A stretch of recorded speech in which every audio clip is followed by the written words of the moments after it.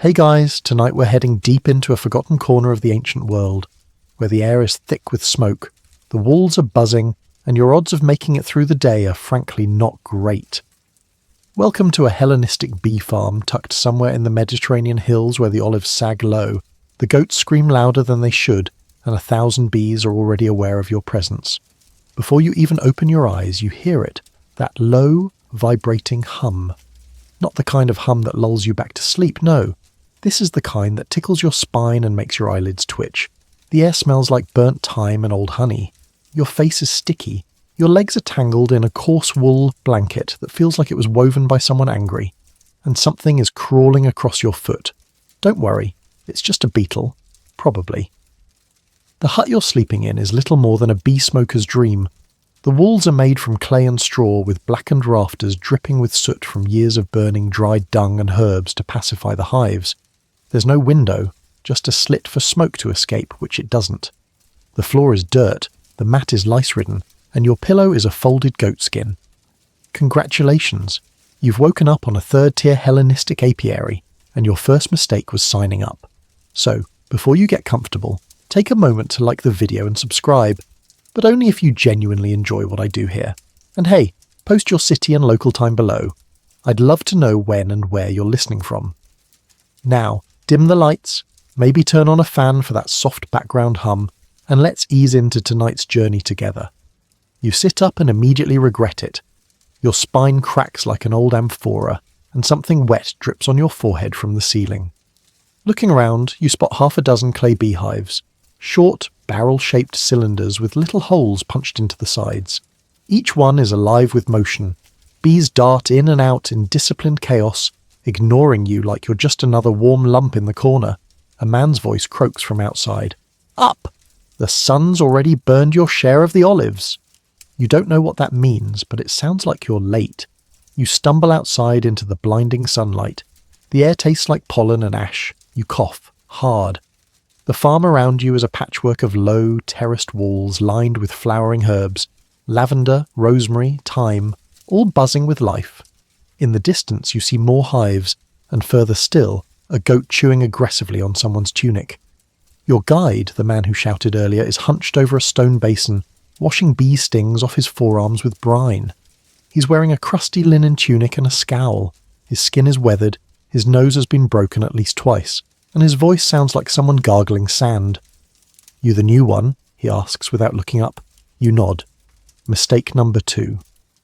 Then remember this, he says, wiping his hands on a rag that might once have been a toga. The bees don't care if you're scared. They care if you're stupid. You're not sure how to respond, so you say nothing. A tactic you'll be using a lot today. He gestures toward a nearby hut. Your job is to check those 3 hives before midday. Smoke 'em, tap 'em. Pray if you believe in anything, and if you see a wasp, kill it or run. You approach the clay hives. The buzzing intensifies. You're not sure how you're supposed to check them. There are no manuals, no diagrams, just bees. So many bees. One historical fact to keep in mind, Hellenistic apiculture was surprisingly advanced. Ancient Greek and Macedonian farmers had already developed horizontal clay hives, sometimes stacked like amphorae in shady stone sheds to mimic natural crevices. They understood how to rotate combs, how to harvest without destroying colonies, and even how to transfer swarms to new hives seasonally. Of course, none of that helps you right now. You kneel beside the nearest hive, trying to remember the order of operations. Smoke first, inspect second, panic third. You fumble for the smoker. A crude bronze vessel filled with embers and sage. You puff it. Nothing happens. You puff harder. It spits a spark onto your robe. You slap at yourself and nearly knock over the hive. That's when it begins. The hum turns sharp, focused. A few scouts shoot out of the entrance hole like golden darts. You freeze. One lands on your lip. You cross your eyes trying to see it. It glares at you, antennae twitching, judging your entire existence. Experts still debate whether ancient beekeepers truly use smoke to calm bees, or if it just masks the alarm pheromones. Either way, you're holding a barely lit metal canister, staring into the abyss of a living organism that collectively has more stingers than you have skin. The bee leaves your lip, but others aren't so polite. You get stung, on the ear, the cheek, the knuckle. You yelp, stumble back, and fall into a pile of thistles. The old beekeeper watches with the dead eyes of a man who's seen this exact scenario 300 times. He doesn't move to help. He does, however, call out, "If you can't survive the wake-up, you won't survive the swarm." And just like that, your day has begun. Your face still stings as you shuffle back toward the hut, clutching a chunk of clay smeared with old beeswax to your cheek, an old remedy your mentor grunted about and tossed at your head. The warmth helps, a little. The buzzing in your ears? Not so much. Your stomach reminds you that you haven't eaten, and the faint smell of something scorched drifts out from the apiary kitchen. If you can call a stone platform with a single pot a kitchen. The beekeeper is hunched over it now, stirring what looks like porridge and smells like regret. He doesn't glance up as you approach. "Eat," he mutters. "You'll need it to carry the jars later." You peek into the pot. Floating inside are bits of barley, wilted fennel, and some kind of greyish paste. It smells faintly sweet, but only because something burned to the bottom is caramelizing. The portion he slops into your bowl is generous, in the way that a sandbag is generous. Dense, damp, vaguely warm. You take a bite. It's gritty and sticky, and tastes like ashes with a top note of week-old honey and a suspicious undertone of beeswax, probably because it is beeswax. "Reused oilcloth scrapings," the beekeeper explains. "We scrape the comb moulds clean at the end of the week. Makes a good breakfast base." You nearly gag. He watches you chew with mild amusement. "Hippocrates said wax clears the bowels." You suspect Hippocrates never had to eat it boiled with barley. In the background, a goat sneezes. You choke down more of the meal as your host begins sharpening a hooked knife on a whetstone. The sound grates, a high-pitched screech every few seconds. He's not doing it out of urgency, just habit, or to remind you who's been here longer. Mainstream historical note. Hellenistic farmers often had a minimalist breakfast, usually barley cakes, cheese, or olives. But in apiarist communities, especially on the fringes of larger cities like Pergamon or Rhodes, leftover honeycomb and wax were sometimes repurposed into food when provisions ran low. No part of the hive was wasted, not even the brownish scum that built up in the comb moulds. Yum! After a few painful bites, you managed to swallow most of the meal, you think. Some of it might still be glued to your molars. The beekeeper stands and gestures for you to follow him. You pass rows of hives, some clay, others made of woven wicker and plastered with dung. Each buzzes with life, but none seem too hostile, for now. As you walk, he mutters, almost to himself, "You'll see them lining up later. The temple drones, wanting the blessed honey." You blink. "Temple drones?" he snorts. "Not bees. Priests. They think our best honey's divine. They'll come down the hill around noon, all robes and sandals looking for their tithe." You imagine a procession of solemn holy men gently extorting honey from angry farmers. Do they pay? "Not in coin," he spits. "They offer blessings. I'd rather have goats." As you reach a shaded lean-to where jars are stored, you pass a curious stack of flat, round cakes. They look like ancient cheese wheels. You lean closer. "Are these for eating?" The beekeeper barks a laugh. "That's beeswax. Filtered and pressed. You try chewing that. I'm not pulling it out of your throat." You step away quickly. Now he hands you a small bundle wrapped in cloth. Inside, a few lumps of crystallized honey, a twist of dried figs, and a sliver of hard goat cheese. "Lunch," he says. "Eat it before the wasps do." You pocket the food and trail him to the edge of the farm, where a few distant plumes of smoke curl up from the hills. "Temple's up there," he mutters, pointing with his blade. "Once a month we haul honey up that slope. The jars better be sealed and spotless or we get docked half. For impurity." His voice drips sarcasm. You nod solemnly, wondering if impurity includes stray fingernails, dead bees, or the ant that just climbed out of your shirt. Quirky fact, in several ancient Mediterranean cultures, honey was associated with purity and divinity. So much so that priests would inspect jars by light of oil lamps to catch any floating particulates. Unfiltered honey could be rejected if it wasn't ritually clean. Bee parts, surprisingly, were sometimes allowed, so long as they were symmetrical. Back in the shade, your mentor waves a dismissive hand. "Rest. You'll carry the jars later, and they're heavy. One slip, one cracked amphora, and the gods won't be the only ones cursing you." You sit. Your limbs ache. Your cheek still throbs. You chew a dried fig and wonder, not for the last time, how long one day on this bee farm actually lasts. Somewhere behind you, Another hive stirs. A low buzz rises. The beekeeper doesn't look up. "You'll learn," he says quietly, "or you'll swell up and die. But at least then I won't have to feed you." Comforting. You don't get long to rest. The beekeeper claps once, sharp and startling, and jerks his chin toward the far edge of the apiary. "Time you met her," he says simply. "The old queen." You blink. "The queen?" He doesn't answer. He just starts walking. You follow, weaving between low stone walls and scattered herb plots that hum with unseen wings. Every bush is alive with bees. They dart between lavender stalks and thyme clusters like tiny soldiers in invisible formation. One buzzes your ear, you flinch. The beekeeper doesn't even blink. At the back of the compound stands a covered structure built of sun-baked brick, shaded by overhanging palm leaves. It looks more like a shrine than a hive house. Wind chimes made from hollowed figwood tinkle gently in the breeze. You pause, expecting something grander. But no. Inside, there's just a single hive. A wide clay cylinder, about waist high, decorated with carved spirals and the faint outline of a winged woman. Around the base, someone has laid a circle of dried poppy heads, bits of wax figurines, and a cracked amphora with what looks suspiciously like a dried fish in it. "She's in there," your mentor says softly. "The queen of the shrine hive. Been there for 4 seasons now. Strong, silent, sacred." You lean closer, but he grabs your shoulder. "Don't breathe too hard.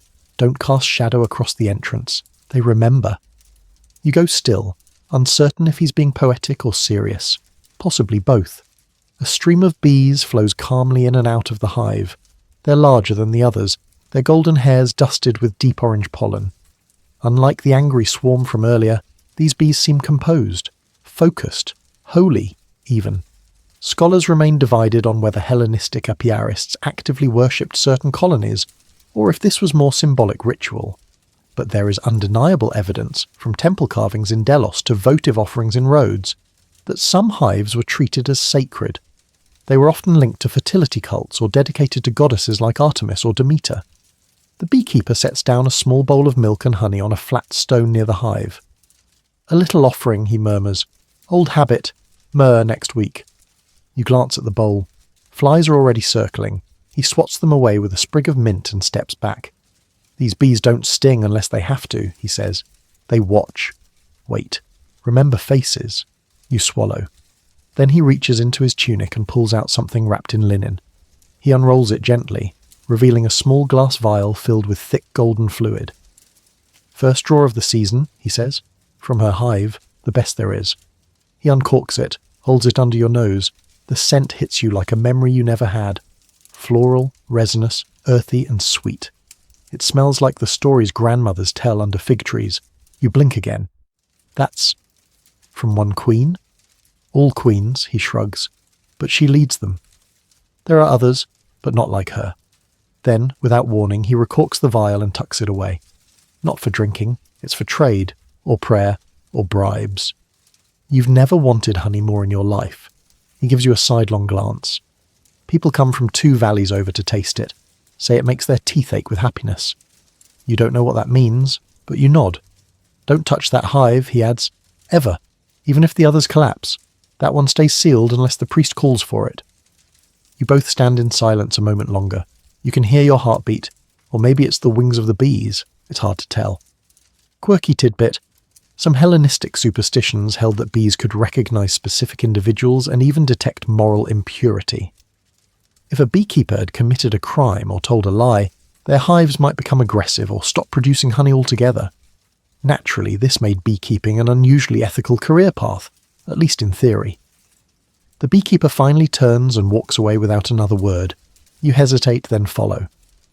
On your way back through the herb gardens, he tosses a question over his shoulder. "You ever hear of Melissi?" You shake your head. "Bee priestesses," he says. "Back before the wars, there were women in white robes who lived with the hives, fed them, sang to them, claimed they spoke in dreams. Do they still exist?" He shrugs. Maybe they turned into bees." You glance nervously at a particularly fat one hovering near your face. "Relax," he mutters. "That one's just hungry." As you re-enter the main compound, you glance back toward the shrine hive. The carved spiral glints in the afternoon sun. For a moment, it seems the entire farm hums in tune. Or maybe you're just dizzy. You're starting to realise, on this bee farm, you're not just a worker. You're a guest in a kingdom of wings, and their queen may very well outlive you. You barely have time to shake the dust from your tunic before you're sent back into the buzzing heart of the apiary. Your mentor's patience, it seems, has already expired. He points toward the far row of hives with the urgency of a man who's seen one too many slow apprentices get swarmed. Go on, don't just stare at them, crack one open. You stare at him, eyebrows lifted. Open it? He sighs, loudly. With smoke, boy, with smoke, unless you prefer to bleed from the face. You shuffle over to a cluster of clay hives arranged along a low terrace wall. Each one is capped with a flat stone slab and sealed around the edges with beeswax and wool stuffing. They look heavy. They are heavy and loud. The sound coming from inside is a deep, bassy hum, like distant thunder in a ceramic bowl. This is it. Your first official solo hive inspection. All eyes, well, 6-legged ones, are on you. You glance down at your gear, a dented bronze smoker, a goat hair veil that smells like cheese, and a firestone that might have last sparked during Alexander the Great's conquest of Persia. It's not exactly state-of-the-art.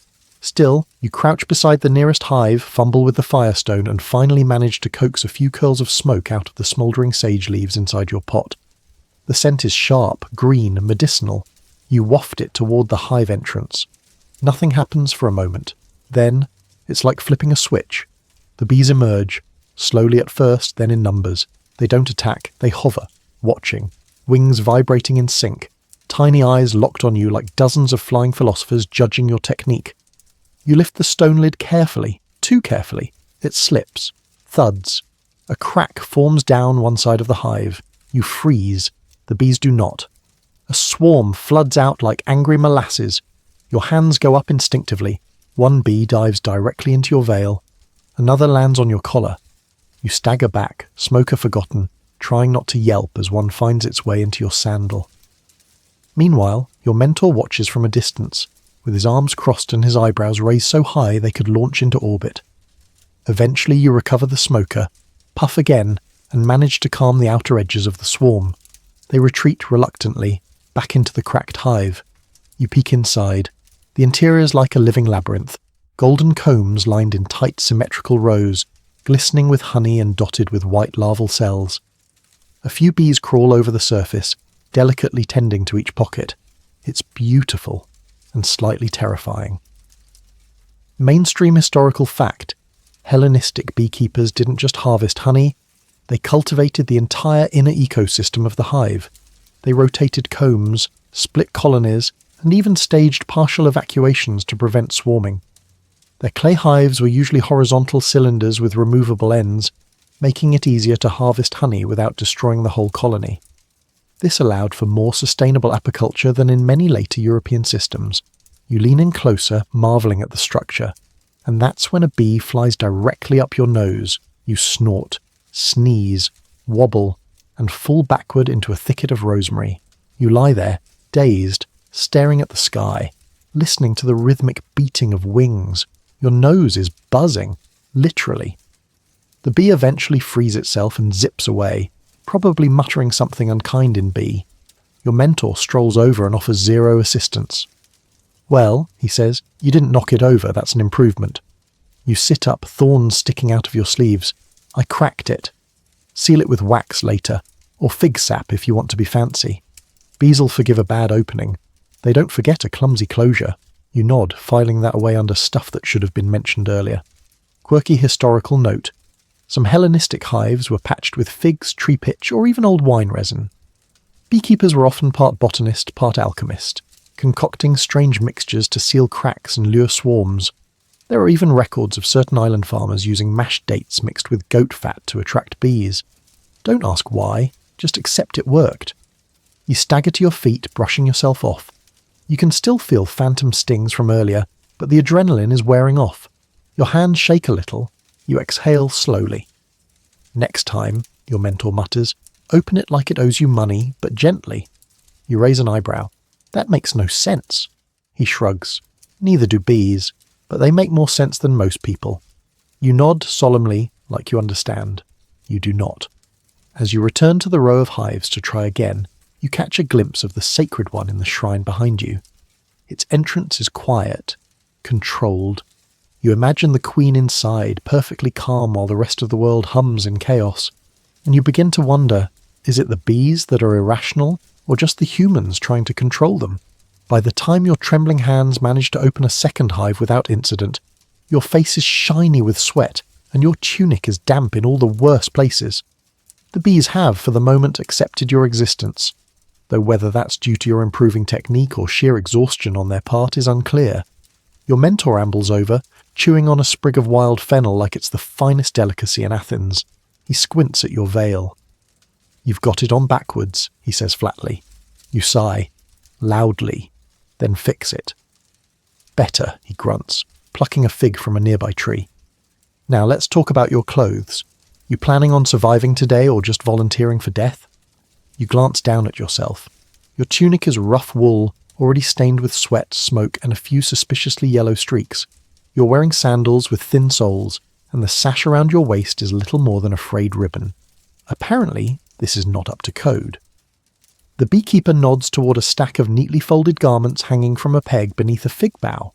"Change into one of those. Tunic's thicker, sleeves tie shut, keeps the stingers out." You obey, retreating behind a stack of hives to swap your cursed fabric for something that looks and smells like it's been boiled in olive oil and left out to dry in goat wind. Still, it fits better, the material thicker, woven from what feels like hemp. The sleeves are cleverly designed. Each has a loop to tie around your wrist, sealing the ends shut. The neckline can be cinched too, functional, ugly, perfect. When you emerge, the beekeeper gives a grunt of approval. "Good. Now you won't cry as loud when they get in." You pause. "When?" He doesn't answer. Historical fact. In many parts of the Hellenistic world, beekeepers adopted a sort of standardized work tunic, usually light-coloured to avoid provoking bees, and made of thick plant-based fibres. Animal-based fabrics like wool or leather retained scents and sweat, which could irritate colonies. Some texts even suggest linen was avoided during summer due to its tendency to trap heat and encourage fainting. Of course, your current attire doesn't look very ancient Greek chic. You resemble a sack with limbs, but a safe sack. The beekeeper hands you a veil, proper this time. It's woven from horsehair and reed fibres, and it's definitely seen better centuries, but it fits snugly over your head and ties under your chin. You can see, sort of. The smell is unforgettable. He nods. "Now you're ready to clean." You blink. "Clean what?" He points at the rear hives. "Scrape out old wax. Bees won't build if the foundation's wrong. You ever seen a swarm leave because some fool left the old comb crust in the corner? You have not, but you're about to. Armed with a hook knife and a clay bowl, you trudge to the next hive. The lid is already off. Inside, the combs have gone dark, aged wax turning brown and cracked, oozing a little from the heat. Bees buzz lazily over the mess, clearly unenthused. You crouch and begin to scrape. Each stroke pulls up a curl of old wax, sticky and dry, which you collect carefully in the bowl. The texture is strange, crumbly at first, then tacky. It smells like smoke, rot, and summer heat. "Don't throw that away," your mentor calls out. "We'll melt it later. Good wax is good coin." You nod, continuing your work, slowly developing a rhythm. Hook, scrape, collect. Every few minutes, a bee lands on your hand, inspecting your progress. You resist the urge to panic. Quirky historical note: beeswax wasn't just for candles in the ancient world. It was used for sealing amphiary, embalming the dead, waterproofing sandals, treating wounds, polishing bronze, and even as the base for cosmetic creams. The Greeks considered it a sort of universal fixer, equal parts glue, medicine, and magical substance. You glance into the bowl. It's half full of golden shavings and pale brown flecks. Not bad for a first-timer. The beekeeper approaches and squints into your bowl. He says nothing else. Just, You decide to take it as praise. Then he points to the back corner of the hive. "See that?" You lean in. A pulpy grey mass, not quite combed, sits jammed in the corner. It twitches. You blink. "What is that?" He frowns. "Wasp nest. Burn it." You leap backward. He grunts. "Calm down. They're old. Dead. Maybe. Maybe he hands you a smouldering twig from the fire pit and watches, arms folded, as you carefully torch the nest until it blackens and curls into ash. A few stray larvae twitch and pop. You feel something deep in your stomach churn. You don't want wasps in your hive, he mutters. They steal honey, kill drones, eat larvae. They're not like bees. No loyalty, no order. Like Spartans gone rogue? He chuckles. The first actual laugh you've heard from him. Exactly. Drunk Spartans with wings. You sit back, wiping your brow. The bees seem calmer now, less irritated by your presence. Or maybe you're finally starting to understand their rhythm, slow, patient, deliberate. Not bad, your mentor mutters, for a walking wax sponge. You smile. You'll take it. In the distance, a faint bell rings. 3 slow chimes echoing down from the temple hill. The beekeeper stiffens. Priests are coming, he mutters. You'll want to look cleaner than that. Wash your face and try not to speak. You nod and dip your hands in a clay basin of rainwater. Your reflection blinks back, sweat-streaked, red-eyed, bee-bitten, but somehow still standing, and dressed like a proper beekeeper. You rinse your face and hands in the basin with water that's only marginally cooler than the air around you. It smells faintly of moss and beeswax, and there's a dead gnat floating in it. No time to be picky. You scoop some across your cheeks and rub away the grime. It stings where you were stung, which is most places. Straighten your tunic, your mentor calls over, tightening a cloth around a large amphora. And stop blinking like a terrified owl. You don't want the priest thinking you've been cursed. You're not sure how to not blink like a terrified owl, but you give it a shot. The distant chimes grow louder, more rhythmic now. 2 more tones, then silence, then 3. You glance toward the ridge and spot movement. A procession of 5 figures slowly descending the hill, robed in white with purple trim, walking single file and carrying wooden staffs. The sun gleams off the top of the honey jars they've slung in cloth satchels over their shoulders. They walk like they have nowhere to be and everywhere to judge. The beekeeper mutters, "Here come the drones." You try not to look amused, or afraid. As the robed men reach the entrance to the apiary, the buzzing seems to hush, just slightly. Or maybe you're imagining it. Either way, the silence makes their sandals sound even louder against the packed earth. One steps forward. Older, stern-looking. His staff is topped with a bronze disc shaped like the sun. "Have the offerings been prepared?" he asks. Not so much to your mentor as to the air itself. "They have," your mentor says, nodding curtly. 3 amphorae, filtered twice, from the sacred hive and 2 commons. The priest sniffs, unimpressed. "We'll see." You stand still, barely breathing. One of the younger priests makes a face, disgust or curiosity, you can't tell, as he walks past you, eyeing your sleeves. The older one inspects the amphorae, pulling the wax seals, sniffing them, dipping a narrow reed to taste the honey. He smacks his lips thoughtfully. You glance at your mentor. He's expressionless.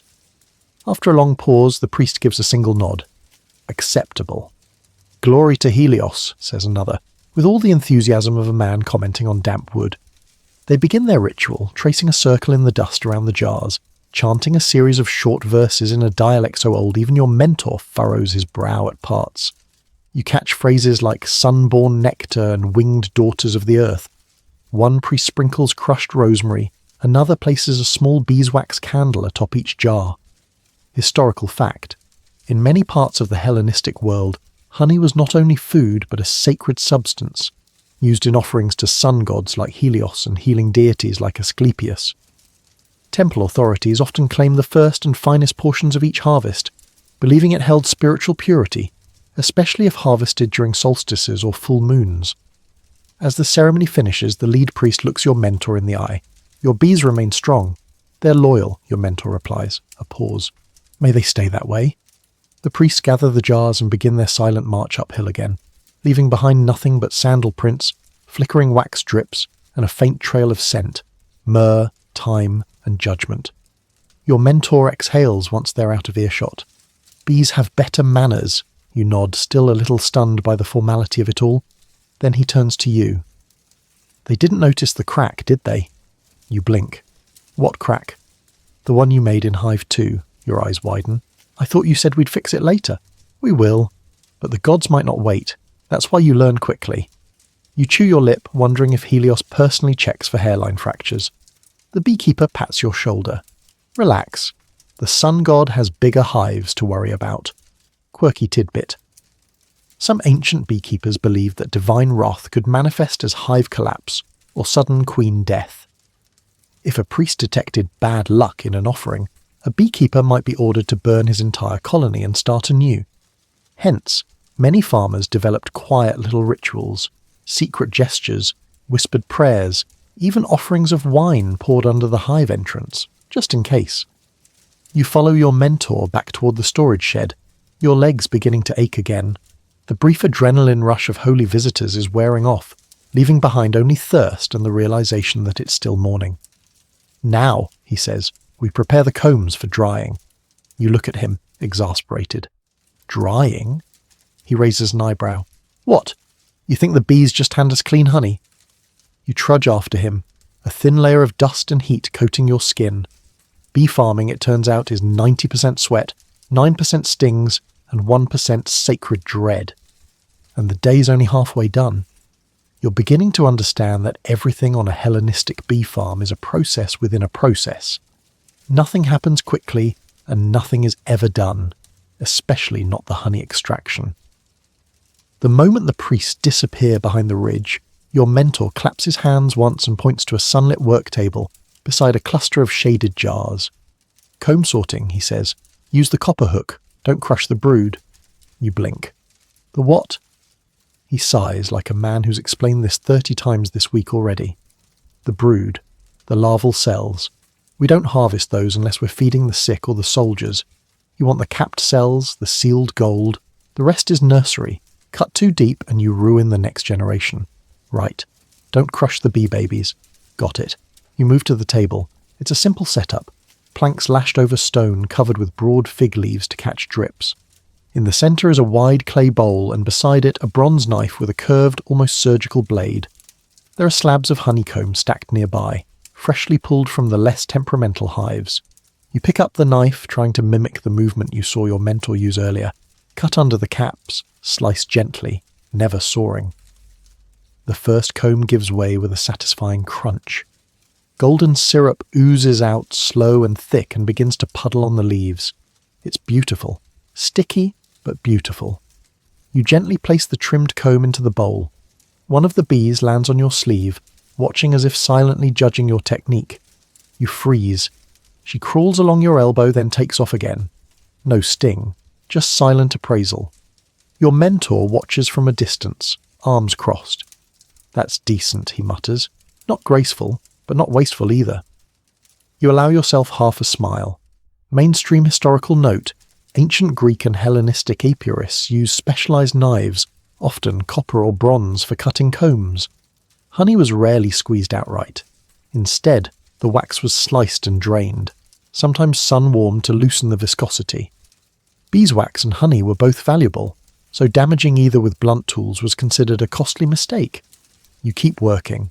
Slice, place, drip. After a few minutes, the sweet smell is overwhelming. Floral and warm, tinged with beeswax and something almost fruity. Your fingers stick together. Your forearms gleam with sugar. Every ant within 5 miles is probably sprinting your way. Then you hit a problem. One of the comb slabs is dark, nearly blackened, and the cells are irregular, lumpy, and partially collapsed. The scent is wrong too. Not sweet. Almost sour. You hold it up. Is this bad? Your mentor squints. That's fermented. Toss it. You hesitate. Fermented? Like wine? Fermented like rot, he replies. Unless you're brewing mead, that comb's dead. Still, you can't help sniffing it again. It does have a certain tang, sharp and oddly pleasant, like balsamic vinegar with a grudge. He sees you hesitate. Don't drink it. Last boy who tried that spent 2 days hallucinating bees with human faces. You drop it immediately. Quirky fact, in some Hellenistic texts, honey left too long in the hive could ferment naturally. While this spoiled the honey for standard use, it could be repurposed for mead, an alcoholic beverage that was both ceremonial and recreational. Some rural apiarists even encouraged slight fermentation to strengthen the flavour before temple offerings, though this practice was controversial among purists. You continue the work, careful now. As the bowl fills with comb, your hands grow stickier, and the bees grow more interested. They buzz closer, land more frequently. One perches on your eyebrow for a good 5 seconds, eye to compound eye. You swear she's trying to intimidate you. Steady, your mentor calls. If they think you're food, they'll swarm. If they think you're calm, they'll follow. You nod too stiffly and the bee flutters away. When the bowl is full, he gestures you over to the press. It's an old wooden contraption, like a grape press but more delicate. The carved stone weight creaks as it lowers over the comb. You watch as golden liquid seeps out between the boards, down a channel, and into a clean amphora below. The smell is enough to make your teeth ache. First press, your mentor says. Best press. This one goes to the healer's quarter. You glance at the bowl. What happens to the second? He shrugs. Bakers mostly, or mixed with goat cheese. If it's bitter, we give it to the fisherman. You snort. Fisherman? Best bait in the world. Anchovies can't resist old honey. You weren't expecting that. He hands you a flat wooden paddle. Scoop the foam off the top, gently. You do, watching as bubbles and beeswax flecks swirl to the surface. The honey beneath is flawless, almost bronze in the sunlight. Then your mentor does something unexpected. He dips a finger in, tastes it, and hands the paddle to you. Try it. You hesitate. Is that safe? He shrugs. Depends on your soul. You lick the edge. It's like summer folded into sugar. Rich, complex with notes of thyme, ash, and fig. For a moment you forget how much your feet hurt. Better than olive oil? He asks, grinning slightly. You nod. You'd eat this off a sandal. Don't get attached, he mutters, already lifting another comb. We don't keep the best. We send it away. You don't say anything, but something about that feels sad. As the sun shifts overhead and the light grows harsher, you realize that even in sweetness there's sacrifice. The bees give, you take, and the gods always get the first taste. The midday sun is now a burning coin in the sky, and the air has thickened to the consistency of syrup. You've sweat through 2 layers of tunic and your hands are permanently sticky. No matter how many times you rinse them in the rain basin or wipe them on your robe, the sugar sheen remains. And now comes the part no one warned you about. Gathering pollen. Your mentor doesn't even ask. He just points to the far field, beyond the herb beds, where waist-high wildflowers stretch in every direction, their heads bobbing gently in the hot breeze. You want full jars next season? Feed the forge, pollen's the coal. You squint at him. You want me to collect it? He nods. Scoop from the traps, scrape it clean, use the flat blade, and don't spill. That dust is worth more than half this farm. You trudge across the brittle grass, your feet leaving dusty imprints. Bees swirl around you like they're watching, warning, maybe even whispering in that winged frequency you'll never understand. In the distance you spot a line of wooden boxes, simple contraptions with narrow slots and slanted lids. These are the pollen traps, clever little barriers at the hive entrances that knock the golden dust from the bees' legs as they crawl through. You kneel beside one, open the drawer, and your breath catches. The tray is a miracle, layered in colour like a painter's forgotten palette. Bright yellow, earthy orange, pale green, violet flecks, all compacted into fragrant clusters. The smell is difficult to describe. Dry sweetness, sun-warmed petals, and something faintly yeasty like new bread and lavender. You reach for the flat scraper and begin to gather it, slowly, carefully. Every flake matters. Mainstream historical fact. Ancient beekeepers may not have had modern pollen traps, but there is evidence that they collected pollen deliberately, from cloths dusted at hive entrances, or even harvested from scraped comb edges. Pollen was used medicinally, sprinkled into grain porridges, or burned ritually as fragrant smoke. Some temples even infused oils with pollen dust for ceremonial anointing. You scrape gently. The golden dust clings to your fingers, coats the blade, falls in soft heaps into your jar. It feels less like labour and more like alchemy. But not all hives are so generous. At the 4th trap you open the drawer and immediately freeze. Inside are not just pellets of pollen, but small, very small bones. You blink. What is that? You whisper. Your mentor walks up, peers inside and grunts. Lizard. Must have crawled in for warmth, got stung, died. Bees embalmed it. You look at him. They embalmed it. He nods. With wax. Sealed it in. Bees don't tolerate rot. He's right. The small skeleton is partially covered in a glossy amber casing, like a tiny tomb encased in honeyed resin. Take it to the shrine hive, he says. They'll know what to do. You're not sure who they refers to, the bees, the gods, or something stranger, but you obey. As you walk, the jar of pollen feels heavier than it should. Not in mass, but in meaning. Like you're carrying not just colour and nutrition, but memory. Dust that once lived in petals, now fuel for flight. You reach the shrine hive and place the sealed remains beside the poppy circle. For a moment, nothing happens. Then a single bee emerges from the hive. She lands on the wax shell, crawls across it slowly and retreats. Maybe that's the ceremony. Maybe that's enough. Quirky historical debate. Some scholars believe bees were associated with the afterlife, not just symbolically, but practically. In rural Hellenistic regions, dead animals, sometimes even small human infants, were rumoured to be sealed in wax by hive colonies. This has led to speculation that ancient apiarists occasionally stumbled into natural mummification, prompting myths of bees as soul carriers and underworld guides. You return to the traps, shaken but oddly calm. The afternoon wears on. You scrape more trays, fill more jars, your arms flecked with colour, your skin warm from sun and scent. You feel grounded. Repetitive work, yes, but also sacred in a quiet, sticky way. Later, when you hand the filled pollen jars to your mentor, he gives a rare nod. Not bad, he says. Not great, but not bad. You're starting to suspect that's the highest praise he gives. He hands you a fresh rag and points toward the herb field. Go wipe your face. You look like a roasted fig. You wipe your cheeks with a cool cloth. Under the sweat, the bee stings and the golden dust, you're starting to look like someone who might survive this place. Not thrive, let's not get carried away, but survive. And in this world of wax, wings, and whispered rituals, that's more than enough. You're starting to lose track of time.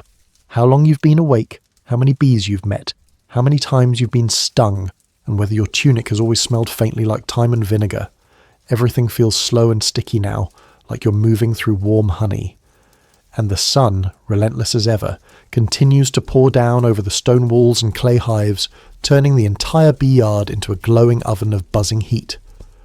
But your mentor has one more lesson for you before dusk, meeting the queen. Not a queen, the queen. The living heart of the hive, the winged monarch without a crown, whom the other bees serve and protect like she was carved from amber and thunder. Come, he says simply, and you follow, rubbing pollen from your eyelashes. You head to a long shaded bench where a fresh hive has been recently opened for inspection. It's half exposed, cut clean through one end, and the interior combs have been laid bare like the organs of some golden-blooded creature. The bees hum around it in a cloud, not angry but wary, alert. We do this maybe once a season, he says softly. Find her, mark her, make sure she's not gone. A missing queen means a dying hive. You nod, though your chest tightens slightly. Now, he continues, pointing to the comb, what you're looking for is a little larger, slower, doesn't forage, doesn't sting, and if she vanishes, everything falls apart. You lean in, peering at the writhing mass of insect bodies.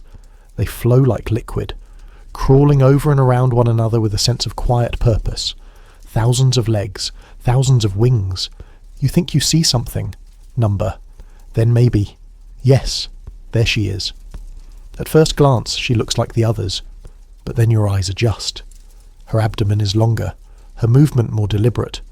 Wherever she steps, the workers part around her like she's made of smoke and command. She pauses on one cell, lowers her body, and deposits an egg so delicately it looks like a secret. She lays up to 2,000 a day, your mentor murmurs, and none of them question her. She doesn't roar, doesn't bite, just is. They follow because she gives life. You say nothing, watching in awe. Mainstream historical fact. Ancient beekeepers didn't always understand the exact reproductive mechanics of their colonies, but they knew the queen was vital. Aristotle himself recognized a ruling bee who was larger and central to the hive's survival, though he believed it was male. Others thought she was a priestess, a mother, or even a living fragment of the gods. She doesn't care about us, the beekeeper continues. She never leaves, unless the whole hive does, and if she dies, they scream. You frown. Scream, he nods. Not like people, but there's a sound, a pitch, a vibration. When the queen dies, the hive mourns. That's not something you expected to hear today. You look back down. The queen is moving again. The workers nuzzle her, clean her, shield her with their wings. One carries a speck of pollen to her. Another touches her face with its antennae, like a gesture of comfort. You feel, quite suddenly, like an intruder. Should we close it, you ask? Your mentor shakes his head. Soon. First, we mark her. You see her again, you'll know. If she vanishes later, we'll remember her face. He gently reaches toward the queen with a small twig dipped in ochre pigment, probably made from crushed berries or iron oxide. With surprising tenderness, he dots a tiny spot on her thorax. She doesn't flinch. Colour means age, he explains. We rotate them. This one's 2 summers old. You can't stop watching her. Despite all your discomfort, your blisters, your stings, your aching legs, you suddenly understand the pull of the hive, the order of it, the quiet loyalty. You think she knows she's a queen, you ask. He snorts. Number. But the others do. That's what matters. Quirky tidbit. In some Hellenistic folk tales, the queen bee was not merely the leader of the hive, but an avatar of a forgotten goddess, sometimes associated with Persephone, sometimes Artemis. One minor cult in Crete even believed queen bees were reincarnated priestesses who chose to live eternally in the hive, speaking only in scent and vibration. Your mentor begins closing the hive, gently pressing the combs back into place, sealing the ends with warm wax. The bees return to their work like nothing happened, like you were never there. As you help him restack the lid, you glance back one last time. The queen is gone, somewhere deep within the comb, but the hum of her presence remains. Come on, he says, you've met royalty, time to carry her taxes. You groan. Yes, he confirms, it's time for honey jars. You follow him to the storage shed, knees cracking like kindling. In your chest, though, a strange calm lingers. Like maybe, just maybe, you understand this place a little better now. The afternoon sun has lost none of its bite. If anything, it feels more intense now, baking the clay under your sandals and turning every beeswax jar into a molten time bomb. You're slick with sweat, coated in a fine powder of pollen, ash and dried thyme, and now, blessedly, you've been assigned to carry amphorae up a slope. Because nothing says ancient wellness like hauling pottery in 38-degree heat. 3 jars, your mentor says, motioning to the storage ledge. From the shrine hive, sealed, clean and perfumed. You blink. Perfumed? He gestures toward a small pouch of herbs. We sent the lids to honour the gods and confuse the ants. Of course. You look down at the amphora, narrow-bodied, elegantly ribbed, capped with clay lids and sealed in wax. Each holds several litres of thick golden honey, and each weighs approximately 1 ruined lower back. The jars aren't just heavy, they're sacred cargo.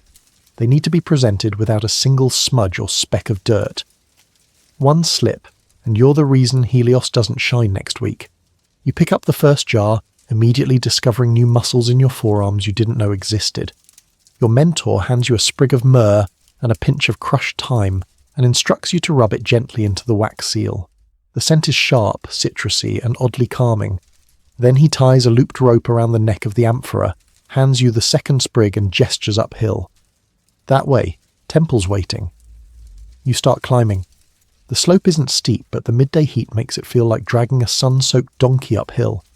Your sandals slip on loose gravel. Bees hover around your ears like disapproving spectators. You glance down at the jars every few steps to make sure they haven't cracked or leaked. They haven't. Yet. Mainstream historical fact. Hellenistic temples often received offerings from local farmers, not just coin or grain, but high-value commodities like honey. Specific rituals governed how honey was prepared, perfumed, and presented. In many regions, honey was considered an acceptable substitute for animal sacrifice, particularly when offered alongside incense and oil. Halfway up, your hands begin to cramp. You pause, set the jars down on a shaded ledge, and flex your fingers. The bees ignore you now. Your scent is no longer foreign. You're one of them, just taller, clumsier, and much sweatier. You take a breath, brush some dirt off the amphora lids, and continue the climb. At the top, nestled into a terrace of sun-bleached stone, sits the temple. It's small, more shrine than cathedral, an open-air square lined with carved columns and stone benches. At the far end is a raised platform with an altar, blackened by years of incense. A single priest sits cross-legged beside it, gently fanning smoke from a bowl of burning rosemary. He looks up as you approach, doesn't speak, just nods once. You kneel, gently placing the amphorae before the altar. Then, following your mentor's instructions, you untie the rope loops, wipe the wax seals with the herb blend again, and set the sprigs atop each lid like little crowns. The priest finally stands and walks over. He smells like salt and smoke. "These are from the shrine hive?" he asks, voice low and even. You nod. "Marked this morning?" He touches one jar, lifts it slightly, listens to the slosh. "Good colour," he murmurs. "Clean seal, no residue." He produces a tiny reed dipper, inserts it into the smallest jar, and pulls up a single golden drop. He tastes it, eyes closing briefly. Then he says something unexpected. "This tastes like summer returning." You don't know if that's praise or prophecy. Quirky tidbit. Some priests of Helios or Apollo believed that honey had prophetic properties, especially when harvested near solstices or eclipses. Oracles in certain shrines were said to anoint their tongues with honey before delivering visions. Whether this was symbolic or mildly hallucinogenic, depending on the local flora, remains a matter of debate. The priest waves his hand gently. You may leave them. You bow your head and begin to stand, but then he pauses you.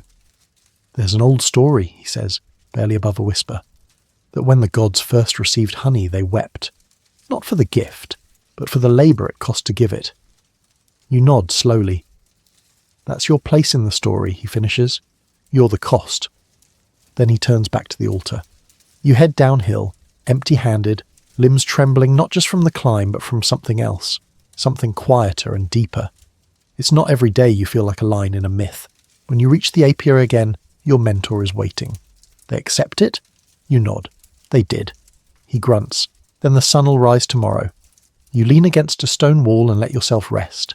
The clay beneath your palms is warm. The air hums with bee song. And for a moment, despite the pain, the heat, the confusion, you feel strangely complete. Like you've carried something not just up the hill, but forward in time. Like you've done your part in an ancient, sticky, buzzing ritual that predates kings. The sun is beginning to tilt westward now, casting longer shadows between the hives, but the work is far from over. You've barely wiped the sweat from your eyes when your mentor beckons you with a sharp whistle and a wave toward the outer apiary wall. His face, usually a weathered mask of indifference, is creased with something new, concern. "We've got a problem," he says, and starts walking. You follow. He leads you past the storage jars, past the herb beds, and past the compost pit that smells very much like rotting pears and regret. There, clinging to the base of a comb frame, you see them. Long-legged, glinting in the sunlight, twitchy, wasp-like creatures darting in and out of the wax. They aren't bees. "Thieves," your mentor mutters. "Wasps, always hunting, always hungry, and they're bold today."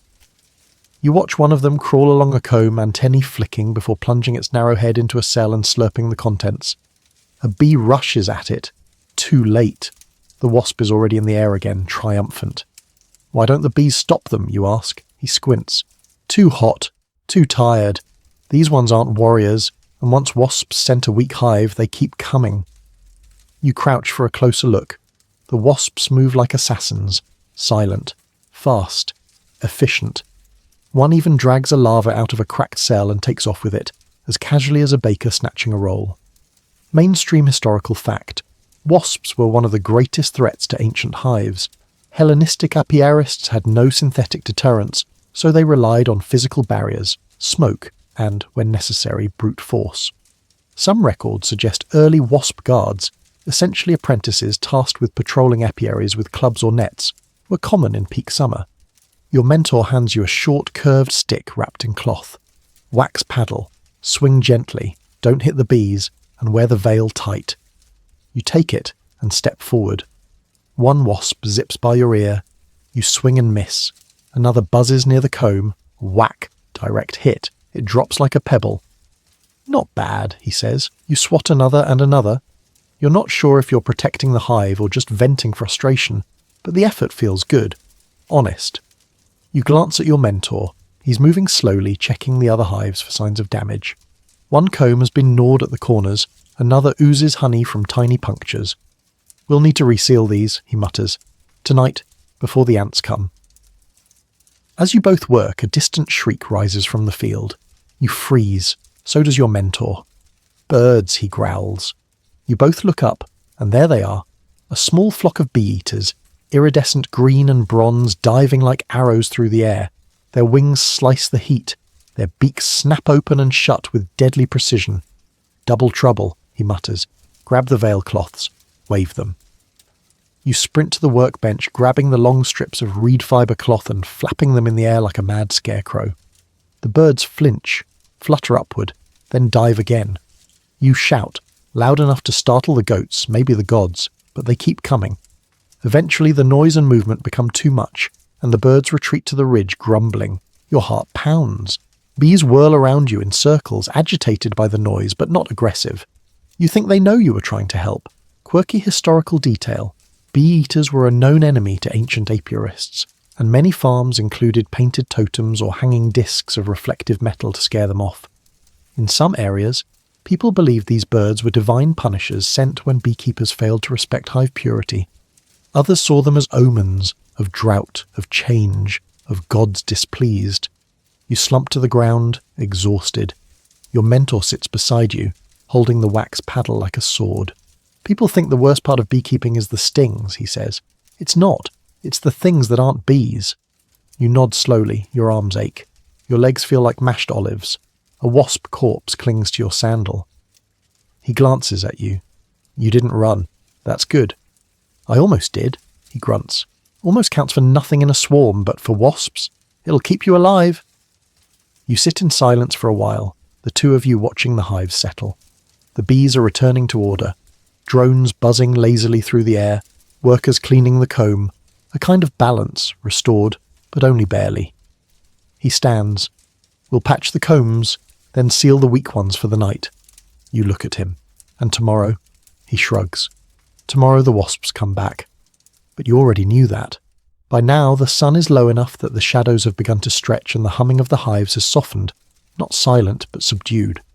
Like the bees, even the air seems tired. But you're not done, not even close, because now, with the light just right and the jars freshly sealed, it's time to pay your dues. To the gods, yes, but also to something far more immediate, the temple tithes. You're back at the jar station, only this time the honey isn't heading up to Helios's altar. Number this batch, 5 stout amphorae marked with soot rings and reed twists, is bound for a more bureaucratic destination, the tax collector's shelf. "They call it a tithe," your mentor mutters, carefully sealing one of the jars with a cloth soaked in wax. "But it's just a fancy way of saying we get paid last." You help him lift a jar. It's lighter than this morning's offerings because this is second draw honey. Darker, thicker, slightly fermented, more bite than sweetness. Not bad, but not sacred. "Do they actually use this?" you ask. He chuckles. "Use it? They repackage it, sell it to soldiers, or ship it east. You ever tasted army honey? That's this stuff, plus ash and regret." You glance at the remaining jars, all sealed, labelled with smeared charcoal script. Your back protests as you hoist the second one, and a soft slosh inside reminds you this is liquid labour. Poured days at a time through smoke and sting and sun. Mainstream historical note. During the Hellenistic period, many regions implemented produce-based taxation. Honey was a prized taxable good, especially in temple-controlled lands or estates near major ports. Farmers were often required to hand over a fixed share of their harvest, sometimes the first, sometimes the finest, and always the most begrudgingly. You haul the jars to the base of a whitewashed pillar, where a junior scribe in sun-bleached linen sits beneath a fig tree. He's chewing something and scribbling on a wax tablet without looking up. "Name?" he asks through a mouthful of dates. "Apollonios," your mentor says flatly. The scribe finally glances up. 3 jars, right? 5, a pause. "You're 2 over," the scribe mutters. "They're mine," your mentor replies. "I'm donating." You blink. That doesn't sound like him. The scribe shrugs, scribbles something and gestures vaguely toward a crate. You and your mentor set the jars inside, and just like that, a third of your day's work is gone, absorbed into a ledger, never to be tasted again. As you walk back, you ask, "You really donated 2 extra?" "Of course not," he says. "But if I say that, they don't inspect the others. Keep your pride and your best honey separate." Quirky historical tidbit. It's believed that some apiarists would bribe minor officials with extra jars or scented honey in order to avoid stricter inspections. This created a sort of honey-under-the-table economy, where favours were paid in sweetness. In certain markets, perfumed honey could buy you a better place in line than gold. Back in the yard, you exhale deeply. The pressure in your ribs, the tight coil in your shoulders, it loosens just a little. The jars are gone, the tithe is paid, and the hives, they're still humming. Your mentor hands you a fig and sits on a stone bench. You both chew slowly. "Tomorrow," he says, mouthful, "we clean the wax presses," you groan, "and boil the comb scrapings." You groan louder. He chuckles. "Don't act surprised. You thought bee farming was all flowers and honey?" You glance at your arm, still speckled with pollen, scratches and wasp juice. "I thought I'd at least get to eat more of it." He nods toward the fig in your hand. "You are. That one's pollinated by my girls." You pause mid-bite. That somehow makes it taste better. The sun slides lower, kissing the edge of the hills, and for the first time today a breeze stirs the dust. Your mentor leans back, arms crossed behind his head. "There's a rhythm to this work. Takes years to hear it." You nod. "Do you ever get tired of it?" He's quiet a moment. "No," he says at last. "But I do get tired of paying people who don't understand it." You lie back in the grass beside him. The air smells like rosemary smoke and warm clay.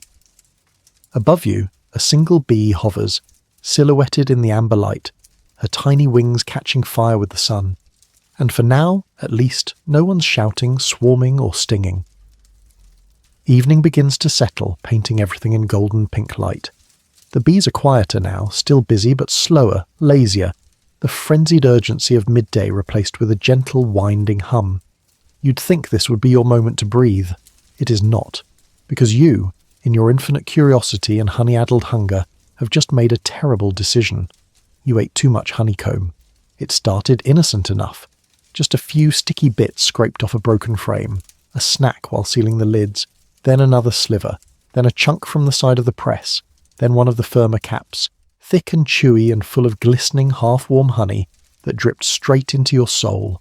Now you're doubled over behind the fig tree, clutching your stomach and breathing like a goat in labour. Your mentor finds you, of course. You didn't think you'd get away with this, did you? He stares at you for a beat, arms crossed. "Tell me you didn't," you groan. "It was right there. You're supposed to taste, not hibernate in it," he mutters. "You eat raw comb like that, you'll be churning beeswax until morning." You groan louder. He squats beside you, rips a handful of mint from the ground and hands it over. "Chew, slowly, don't swallow it." You obey, and the mint does help. A little. Your gut still gurgles like an angry amphora. Mainstream historical fact. While honey was widely consumed in the Hellenistic world, raw honeycomb wasn't usually eaten in large quantities.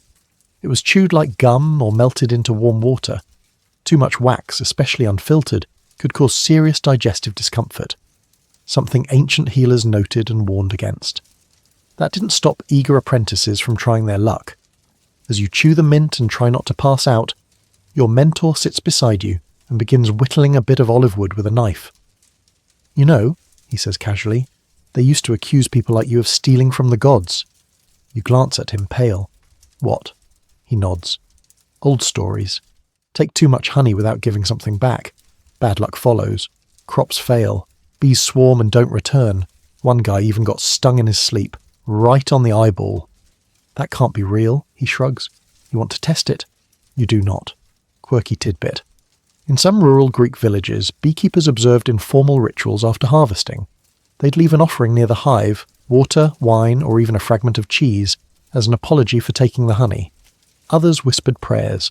A few went further and refused to taste the season's first batch, letting the bees bless it in silence. After a few minutes, you can sit up again. The cramps subside.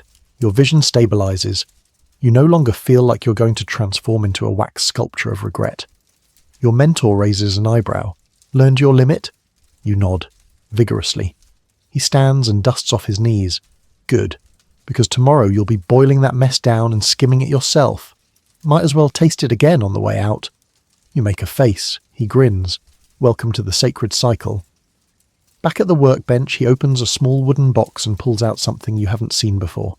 A sheet of stamped beeswax, pale yellow and intricately patterned. What's that? He asks, still gingerly walking like your organs are full of molasses. Temple seal, he replies. We melt the wax, pour it into these, stamp 'em, use them for scrolls, offerings, charms. He holds one up. Its surface bears the imprint of a bee surrounded by olive branches. It's beautiful, fragile. You're making those now? Just a few, leftovers from the press. Waste not, curse not. You watch him dip a ladle into a pot of warm wax and fill the mould with practiced precision. He doesn't speak. He doesn't hurry. You realise suddenly that this is his favourite part of the day, this quiet, golden craft. You sit beside him. After a moment, he hands you the ladle. Your turn. You fill one. It bubbles at the edge. Not perfect. He doesn't correct you. You fill another. This one is better. You pour too fast, you trap the heat, he murmurs. You pour too slow, you lose the shape. It's like everything else here. Balance. As the sun slips behind the hills, the air cools. The bees are retreating to their hives. The shadows lengthen. You both sit in silence, surrounded by tiny cooling discs of stamped wax that smell faintly of honey, smoke, and time. Somewhere off in the woods, an owl hoots once, then silence. Don't eat any more, your mentor says without looking up. Wasn't planning to. But part of you kind of was. Night creeps up slowly in the countryside, the golden glow fading to cool blue as the last rays of sunlight disappear behind the hills. The bees have vanished into their hives, one by one, until the air feels hollow without their hum. But the silence doesn't last long. You're standing guard now. With a torch in one hand and a clay rattle in the other, you begin your evening patrol. Your mentor's idea of character building. Or maybe just revenge for that honey binge. He didn't explain much, just pointed to the perimeter and handed you the tools. You're on watch tonight. Keep the birds off the hives, and whatever else shows up. Whatever else. You didn't like the sound of that. You shuffle past the edge of the apiary, the soft glow of your torch flickering over the stone paths and low herb beds. The rattling of the clay beads is surprisingly loud in the still air, and you start to realise why this works. Not just to scare off predators, but to make you feel less alone. You pass by the hives, listening closely, then you hear it. A low rustling. Not wind, not bees, something bigger. You grip the rattle, step toward the edge of the enclosure, slowly, and then you see it. A large bird, bigger than you expected, pecking at one of the fallen honey jars. Glossy feathers, curved beak, the eyes of a thief, a bee-eater, sure. But this one's had practice. You shake the rattle, it flinches, you shout, it doesn't move. You take a step closer and wave the torch, and that finally gets a reaction. With a shriek, it flaps into the night, scattering feathers and dust. You breathe again. Your mentor's voice echoes from somewhere behind you. Don't let them get the combs. One taste, and they'll come back with friends. You nod into the darkness.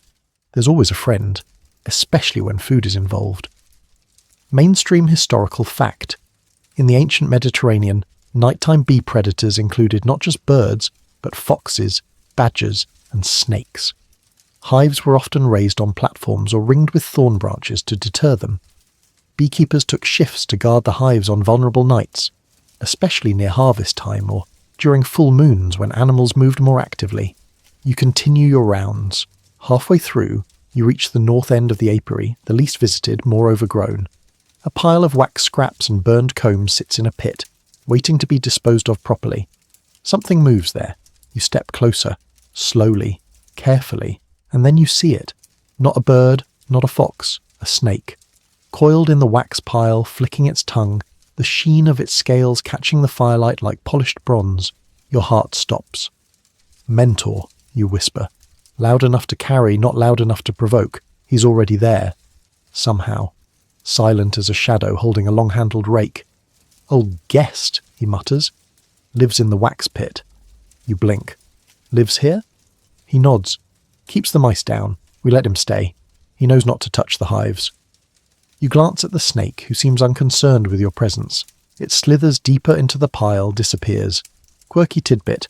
Certain Greek beekeeping manuals mention tolerating guard animals like snakes or weasels near apiaries. While most were chased off, a few were allowed to stay if they proved useful against rodents or didn't threaten the bees. In some regions, a resident snake was seen as a blessing, guardian of the wax. Don't bother him, your mentor says, already walking away. Just don't step in his den. You nod. Note taken. The rest of the patrol is uneventful. Just you, the rattle, and the quiet. Occasionally a moth flutters past your torch. Once a goat screams somewhere in the hills, because of course it does. By the time you make your final round, the moon has risen, pale and cool, casting soft shadows across the field. You stop beside the shrine hive, its entrance still and solemn. You bow your head without meaning to. Still alive, your mentor calls from the bench. Mostly, you reply. Good, that's your real job here. Stay alive. You sit beside him. He passes you a cup of warm watered wine and a handful of roasted chickpeas. You drink slowly, watching the stars blink awake above you. Ever get used to the nights, you ask? He shakes his head. Number. But you get better at listening. You close your eyes. Let the breeze wash over you. The bees are sleeping. The birds are gone. The snake is somewhere in his wax palace, dreaming of mice. And for now at least, you're the only one awake. Torchlight in hand, heartbeat steady, part of something older than temples, older than gods. Just a night on the farm, a night in the hum. You wake to the sound of chewing, slow, deliberate, wet chewing. Not yours, not a goat's, not even your mentor's, which would be a welcome change, honestly. No, this is coming from just outside the hut, accompanied by the faint crackle of wax and the occasional crunch, like someone gnawing through parchment scrolls soaked in honey. You sit up, neck sore from sleeping on a bundle of reeds, and peek outside. What you see freezes your blood. A wild boar. Not a huge one, not one of those mythical man-slaying monsters you've heard about in soldiers' tales, but big enough, snuffling, grunting, and currently tipping over an old jar of wax refuse with its muddy snout. Its coarse bristles bristle. Its tusks glint in the early morning light. And worse, it's clearly after something sweet. You reach for a stick, then reconsider, then reach for it again, slower. Your mentor steps out behind you, silent and barefoot. That one again, he mutters. We call him Pythagoras. You stare. You name the boar? After the mathematician? He finds patterns, your mentor says, as if that explains anything. He only comes when we've done a full wax harvest. Smart enough to knock over a hive? Almost did last spring. You both stand in silence as the boar grunts and licks, occasionally sneezing when a bee buzzes too close. He doesn't care. He's too focused on his prize, the discarded combs from last night's press. Mainstream historical fact. Wild boars were notorious scavengers in ancient farmlands and could be a real hazard to apiarists. Attracted by the scent of wax, old honey, or even fermented mead dregs, they were known to dig up waste pits, trample herb beds, or disrupt hives. While not a daily occurrence, a single incident could undo weeks of labour. What do we do? You whisper. Your mentor squints. Let him finish. You blink. Really? He's already in. Better to let him get full and go than panic him into running through the hives. You sit down on a crate, amazed. Pythagoras, meanwhile, flops into the pit like a piglet in luxury, licking every surface like it owes him money. Does he come often, you ask? Every few weeks. Used to be shy, not anymore. Quirky detail. Some Hellenistic texts mention feeding wildlife near farms intentionally, not as pets, but as a kind of offering or appeasement. If a boar was predictable and not aggressive, it might be tolerated as part of the natural cycle, symbolic of Dionysian abundance or rustic wisdom, depending on who you asked. Eventually Pythagoras huffs, stretches his stout neck, and waddles back into the brush with the dignity of a retiring philosopher. He leaves behind a few broken sticks, a chewed fig root, and an overwhelming barnyard aroma. Your mentor exhales. He'll be back. I figured. You will too. You're not sure if that's a threat or a prophecy. After the boar retreat, the morning picks up quickly. You're assigned to recheck the perimeter. You find new hoof prints near the water basin, and a trail of snuffled herbs leading directly through the thyme patch. The bees seem agitated, not in panic, just mildly insulted. Back at the central yard, Your mentor is sketching something in charcoal on a wide board, some kind of pattern or hive map. You peer over his shoulder. What's this? Comb inventory. Which hives are strong, which are lagging. Where the drones are overpopulating. You frown. You keep track? He gives you a sideways glance. Would you forget where your food comes from? Fair point. He marks 3 hives with a dot. These might swarm soon, need thinning. And the others? One's too dry, one's queenless, one's hoarding pollen instead of producing. Like a paranoid librarian, you raise an eyebrow. And you figured all that out by... Staring at them, he grins faintly. You'll get there. The rest of the morning is quiet, except for the occasional snort from the woods. You patch a broken fence post, chase off a goat with boundary issues, scrub down a jar that Pythagoras decided to sit on. And slowly, you start to notice something strange. The farm feels alive. Not just the bees or the trees, but the whole thing. The walls creak, the soil shifts, the hives hum in 100 tiny voices, like they're whispering secrets just under your hearing. Even the boar seem to know when to show up, drawn by scent or rhythm or something older. You feel it, don't you? Your mentor says later, handing you a cup of barley water. You nod. It's like everything's watching. Not watching, he says, just waiting. Bees wait. The wax waits. Even the snake. They all know their time. You sip the drink. It tastes earthy and sweet, like grain steeped in sunlight.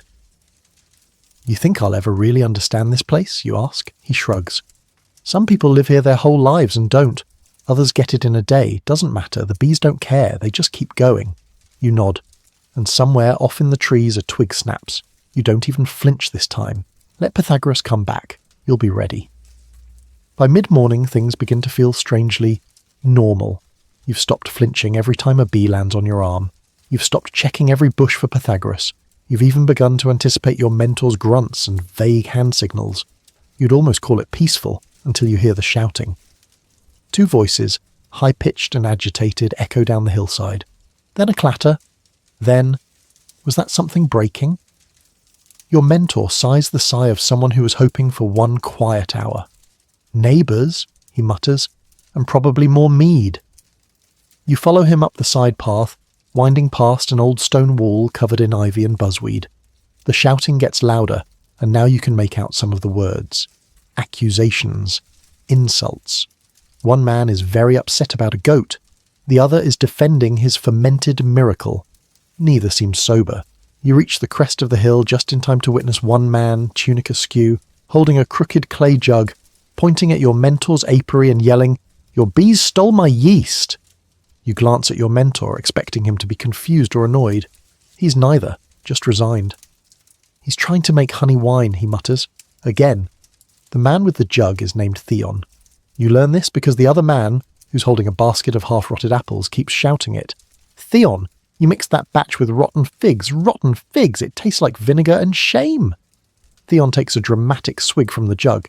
It's bold. The 2 of them notice you and your mentor. One immediately turns to you. Tell him bees can smell fermentation, your mentor cuts in calmly. They can, but they don't steal yeast. They were hovering over my vat.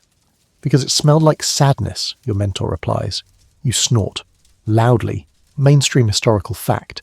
Mead or fermented honey wine was made throughout the Hellenistic world. While not as widespread as wine or beer, it held ceremonial and medicinal value. The process involved diluting honey, mixing it with yeast and herbs, and letting it ferment in clay jars. Accidental explosions or sour batches were common, especially among amateurs. Theon, undeterred, thrusts the jug toward you. Taste it. Tell me I'm not a genius. You hesitate. Your stomach still remembers the honeycomb incident. But you take the smallest sip humanly possible. It tastes like sour apples, sweat, and burnt mint. You make a face. Your mentor raises an eyebrow. Well, Theon asks. It has personality, you offer. He beams. The other man groans. That's what he said about his last wife. Your mentor gently steps between them. Why don't you both bring your mead down later? We'll strain it. Add some clover honey. Maybe save what's left of your dignity. Theon nods solemnly. Thank you. Your bees are wiser than we are. No argument here, your mentor says. They stumble away, muttering about ratios and revenge. You walk back to the apiary, laughing. Is this a regular thing, you ask? Every summer, he says. Every man in this valley thinks he's the first to ferment honey. Quirky tidbit. In some rural Hellenistic communities, mead wasn't just a beverage, it was part of seasonal rituals. Farmers would brew it during festivals and offer the first sip to the household god, hoping for a good harvest or a calm winter. Others believed drunken bees, yes it happens, could bless a batch if they stumbled near the vat and survived. Back in the hive yard, the bees seem completely unbothered by all of it. You find yourself leaning on the herb wall, smiling faintly. This place, it doesn't just run on wax and wings, it runs on characters, neighbours with bad ideas, mentors with dry wit, bees that ignore it all. You glance at your mentor. He's rearranging some capped jars, moving them into the shade. You ever try to make mead, you ask? He grunts. Once, during the war. And? Burned half the hut. You blink. Seriously? He shrugs. Made good vinegar, though. Still used it on fish. The rest of the morning is a patchwork of quiet chores. Wax scraps to sort. Rope handles to retie. You even spend 10 minutes shooing ants from a corner of the storage shed using sage smoke and salt. But in the stillness, something begins to settle inside you. You're no longer just reacting to this world. You're working with it, anticipating the bees, reading the sky, laughing when things go wrong instead of panicking. For the first time all day, you don't feel like a visitor. You feel sticky? Yes. Sunburned? Absolutely. But also useful. Like a piece of a living, humming, slightly ridiculous machine. As you sit on a barrel near the shrine hive, sipping watered wine and chewing the last of the roasted chickpeas, your mentor walks by and tosses you a sprig of mint. You've earned your lunch, he says. Barely. You smile, tuck the mint behind your ear like a crown, and whisper to yourself, "Long live the Queen." After lunch, if a handful of olives, a barley crust, and one suspiciously chewy fig can be called lunch, you're sent to perform the most baffling task yet, the apiary census. Your mentor hands you a wax-smeared tablet and a dull stylus. Count every hive, he says. Mark which ones are full, which are empty, and which ones hum funny. You blink. Hum funny? He shrugs. You'll know it when you hear it. That's not comforting. You wander into the main apiary yard, armed with your stylus and a quiet dread. The hives are arranged in loose rows, some stacked too high, others built into the walls like earthen drawers. Each looks slightly different, some with darker wax at the edges, some with chewed lids, others neatly patched with resin or wrapped in cloth. You approach the first one. Buzz, constant, smooth, like distant strings on a lyre. You nod. Normal. You scratch a mark into the wax. The second hive? Quieter, almost sulking. A few bees hover around the entrance, poking their heads out and going right back in, like introverts at a dinner party. You squint. Shy? You write low traffic and move on. The third hive hums like it's caffeinated. Fast, high-pitched, almost twitchy. You step closer and catch a whiff of something off, like sour wax and old thyme. You quickly retreat. Too spicy, you mutter, and draw a jagged symbol you invent on the spot. Mainstream historical fact. Ancient beekeepers developed a remarkable sense for diagnosing hive health by sound. They trained their ears to detect low drones, a sign of contented hives, shrill whines, distress or missing queen, or eerie silence, dead or abandoned. Some claim they could feel the hive's mood by holding a hand near the entrance and sensing vibration through the clay. By the time you've reached hive 20-something, you've started naming them. This one, Spicy Artemis. That one, Moody Gregory. And the sleepy-looking one near the edge, Unemployed Hector. You lean down to listen to Hector's hive. Barely any movement. You tap lightly on the clay. One bee sluggishly crawls out, blinks at you, you swear it blinks, and turns around. You scribble. Hector is dead inside. Your mentor walks by just as you're writing it. He glances down. Don't editorialize. Sorry, he walks off, but that hive is a disaster. As you move down the final row, something shifts. One hive hums differently, almost off-key, like it's trying to remember a song but keeps forgetting the chorus. You crouch and listen. Inside, the buzz rises and falls erratically.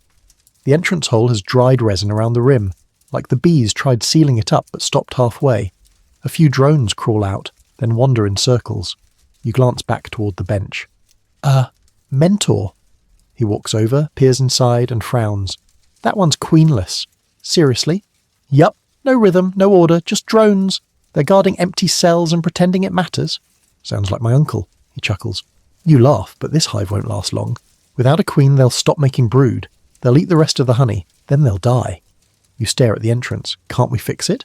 Maybe. Introduce a new queen if she's accepted. But sometimes they're too far gone. Quirky tidbit. When a hive loses its queen, chaos can set in. In the ancient world, requeening a hive involved locating a fertile queen from another colony and inserting her carefully, often with wax cages or herb-anointed introductions. If the workers didn't accept her, they'd kill her immediately. It was a risky process, and some beekeepers preferred to split a healthy hive instead. You mark the dying hive with a simple X. When you finish the round, you return to the shade and hand your mentor the tablet. He scans your notes, stops on spicy Artemis. He raises an eyebrow. It was humming very aggressively, you offer, he grunts. Fair. He sets the tablet aside. We'll use this to decide what gets harvested next and which hives need rest. You did fine. You smile. So I passed. You counted. You didn't drop anything, and you didn't get stung doing it. You glance down at your wrist, where a tiny welt is just beginning to rise. Didn't mostly get stung, he shrugs. Then you're above average. You sit down beside the water basin, dip your hands in and splash your face. Cool relief spreads across your skin, and then you hear it. A long, high-pitched buzz unlike any you've heard all day. Not angry, not chaotic, but demanding. You both turn your heads. Near the shrine hive, a cluster of bees has gathered into a swirling spiral, rising and falling in a slow, deliberate dance. Scout swarm, your mentor mutters. They're testing the air. For what? A move, a new home, maybe even rebellion. You stare. Should we stop them? He shakes his head. You don't stop bees, you just give them a better offer. You both watch in silence as the spiral dissolves, the bees returning to the hive like they were never gone. You sigh. Can't imagine trying to count them, he grins. Good, because tomorrow you will, you groan. Can't I count figs or something? Figs don't sting when you insult their mother. You lie back in the grass, arms stretched out, bees humming somewhere above, the earth still warm beneath you, and despite everything you think, I might just survive this census after all. If you'd hoped the afternoon would bring a little peace, or perhaps just a break from the pollen haze clinging to your throat, you were mistaken. Because today is a festival day, not the kind with flutes and figs and flocks of well-dressed children dancing around altars. This is the local beekeeper's trial by fire kind of celebration, where respect is earned not through speeches or honey cakes, but by letting bees crawl all over your face and pretending you don't mind. It's called the Festival of the Hum, and unfortunately you're the main event. It's a test, your mentor explains, not unkindly, as he rubs thick olive oil over your exposed arms. Not of strength, of stillness. You blink. You want me to stand still while bees walk on me? He nods. They sense fear. Jerking, swatting, panicking. That's what gets you stung. Stay calm, stay grounded, and they'll treat you like part of the hive. You stare at him. What happens if I fail? He shrugs. People laugh. You swell. Maybe both. You're not comforted. Mainstream historical fact. Ceremonial bee trials, where participants allowed bees to crawl over exposed skin, have historical precedent. In some ancient agricultural festivals, especially in regions of Asia Minor and the Cyclades, local myths claimed that the gods tested purity or patience through communion with bees. Staying still while swarmed was both a show of spiritual harmony and sheer grit. You're led to the ritual platform, really just a large flat rock shaded by a fig tree. A few villagers have gathered to watch. Someone's playing a reed flute. A little girl offers you a flower crown. It smells like chamomile and pressure. Your mentor brings out a small clay urn. Inside, a handful of docile fat bees from the shrine hive, chosen specifically for their temperament. They've been fed, he says. They're full. They won't sting unless you give them a reason. What's a reason? Sweating. Screaming. Thinking about sweating or screaming. Great. He dabs your face with a mix of honey water and crushed thyme. It tingles. Then he gently tips the jar forward, and they begin to emerge. Slow, deliberate, and uncomfortably curious. The first bee lands on your shoulder, the second on your cheek, a third perches directly on your bottom lip. You freeze. Time becomes very weird. You can hear the buzz echoing inside your skull. You can feel the minuscule movements of each leg as they explore your skin, tasting the oil, the thyme, the stress. One bee curls its legs against your earlobe like it's settling in for a nap. You begin to count your breaths. 1, 2, 3, slow even. Don't twitch, don't sneeze, don't think about sneezing. More bees arrive slowly. There must be at least a dozen now. You feel one brushing the hairs on your neck. Another is crawling between your eyebrows looking for... What? A door? The crowd is whispering. Someone's laughing softly. You have never wanted to scratch your nose more in your life. Your mentor stands behind you, silent. And then, without warning, a bee begins to crawl into your nostril. Panic. Instant. Primal panic. Your body flinches, your heart kicks, your eyes widen, but you don't move. You simply exhale, slowly, softly, a breath like steam over morning wax, and the bee backs out. Applause. Polite, warm, not mockery, real applause. The bee settles back on your shoulder. The crowd cheers. A few kids mimic your frozen stance. Your mentor walks forward and, with steady fingers, gently lifts the bees one by one, guiding them back to the jar. Only one refuses to leave your collarbone. "She likes you," he says, "or she's lost." You chuckle weakly. Quirky tidbit. In some traditions, bees crawling on the body without stinging were considered an omen of good harvest or spiritual cleanliness. Certain priestesses, particularly those associated with Artemis or Cybele, were called melissae, meaning bees, and believed to enter trance states during such rituals. Whether divine or dramatic, they commanded deep respect. You step down from the stone, limbs trembling but intact. Someone hands you a cup of cool barley water and a handful of roasted almonds. You've never tasted anything more perfect in your life. Your mentor pats your back. "You didn't faint. That's more than I can say for half the valley," you grin. "How many bees was that?" He shrugs. "Enough?" You sit down under the fig tree, eyes half closed, listening to the flute. The villagers begin to drift away, returning to their hives and gardens, their carts and kitchens. The ceremony is over. You survived. And more than that, you belonged. The bees accepted you, even if one still refuses to leave your collarbone. It doesn't hit you all at once. It's more like a rising pressure, a change in the tone of the hum, a heaviness in the air that makes the bees just a little more jittery, and your mentor just a little more silent. You're finishing up the last of the wax mould cleaning when you notice it. A quiet, flickering stillness. The way the bees near the shrine hive move faster, then suddenly freeze, clustering along the entrance. Something is wrong. You stand, scan the yard, and that's when you see him. Your mentor standing beside the sacred hive, not moving. His head is bowed, one hand pressed against the clay wall of the structure. The expression on his face says it all. The queen is gone. You walk closer, cautiously, as though even your footsteps might shatter something delicate. "They're restless," he murmurs. "Too quiet, and no scent on the wind." You frown. "Can't you just check?" He gives you a sidelong look. "The bees know before we do." He steps aside and gestures for you to listen. You crouch near the hive and place your ear against the warm surface. The usual low rhythmic buzz is gone. In its place is something sharper, nervous, irregular, the sound of disarray. Then you hear something else, a high-pitched, eerie trill from deep inside the hive, like a whimper from a throatless voice. What is that? He closes his eyes. It's the queenless call. Mainstream historical fact. When a queen bee dies or disappears, the hive immediately reacts, both chemically and behaviorally. Worker bees release specific pheromones and emit high-frequency sounds that alert the colony.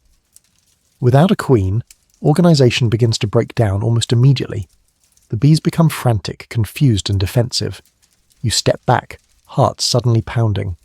So, what do we do? He sighs. Hope they raise a new one, or prepare to replace her. But this hive, she wasn't just any queen. You glance toward the offering bowl still resting near the shrine. The wreaths around it have withered. Do we bury her? He shakes his head. We never find her. Not usually. She dies inside. They clean her, remove her, hide her. Sometimes they eat the body. It's part of the order. You blink. That's grim. Efficient.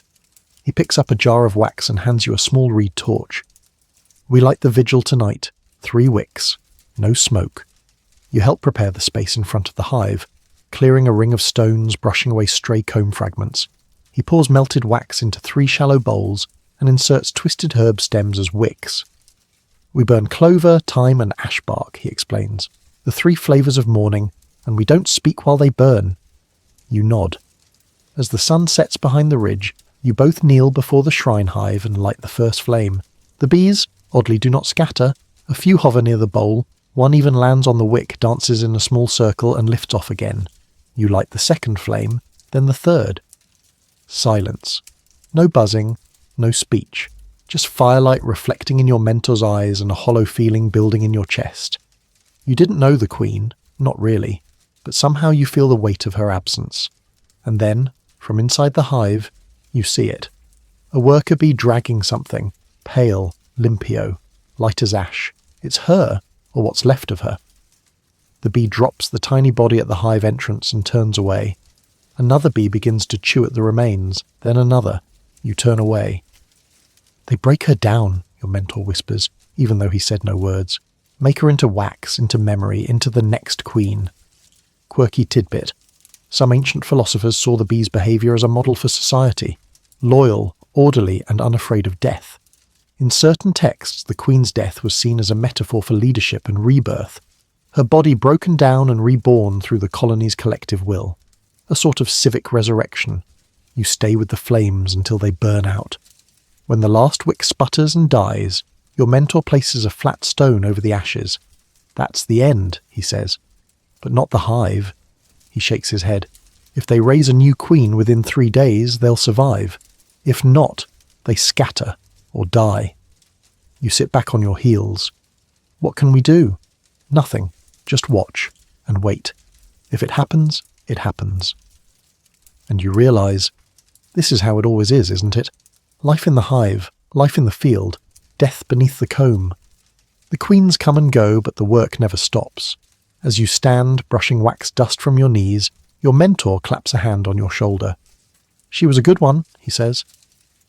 Then he walks back toward the hut, and you stay for just a moment longer beneath the stars, the bees whispering inside their broken kingdom. Morning comes, hushed and brittle. The light is cooler today, thinner, as if the sun itself is morning. You wake with a sore back, a swollen ankle from some insect you don't remember meeting, and a strange stillness in your chest. There's no buzzing outside the hut. You step into the yard. No smoke, no movement. The shrine hive is still sealed, still intact, but it's quiet. No scouts, no dancing. The other hives buzz faintly, but something about the rhythm is off. It's like a song missing a beat. Your mentor stands by the edge of the clearing, sharpening a long knife. Not a weapon, a tool for cutting combs or trimming bark. His face is unreadable. You approach. You want to ask about the queen, about whether the workers have chosen a new one, about whether the hive will survive. But you don't. You just stand beside him, waiting. He finally speaks. She's not replaced yet. You nod. How do you know? I looked. No royal cells, no new larvae. You don't know what that means, but you understand the tone. The hive's in limbo. We'll give them till sunset, he adds. Then we burn it. You freeze. What? If they can't rebuild, we can't let the disease spread. It'll invite ants, wasps, mice. It's mercy. You say nothing. There's nothing to say. Instead, you're assigned a quiet task, preparing the burial jar. It's not really a burial, of course. It's symbolic. You take a small amphora, polish it until your arms ache, and fill it with wax shavings, bits of pollen, and a folded scrap of bee skin you find near the pit. Your mentor adds a few dried fig leaves and a dollop of first-press honey from the shrine. Then he presses a wax seal onto the lid, a bee, surrounded by concentric circles. It'll go under the main altar, he says. Old custom, keeps the next queen strong. Mainstream historical fact.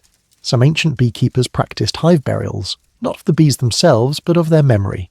Votive jars containing wax, broken combs, or symbolic remnants were placed near altars, shrines, or field boundaries as offerings.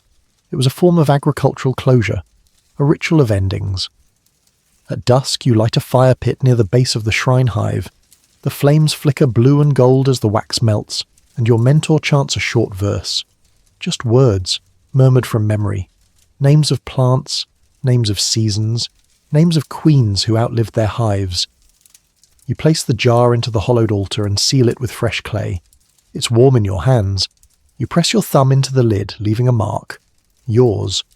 When it's done, there's no fanfare, no weeping, just the crackle of the fire and the rustle of leaves, and then the bees return, one by one, silent, not frantic, not chaotic. They land on the edges of the shrine, on the altar, on your shoulder. Your mentor watches. They always come back, he says, even if they don't stay. You sit beside the fire as it dies down. The coals pulse like a second heartbeat. You feel wax softening under your nails, dried honey on your lips, the burn of sun still on your skin. And inside the hives the bees hum again. Different now, slower but present.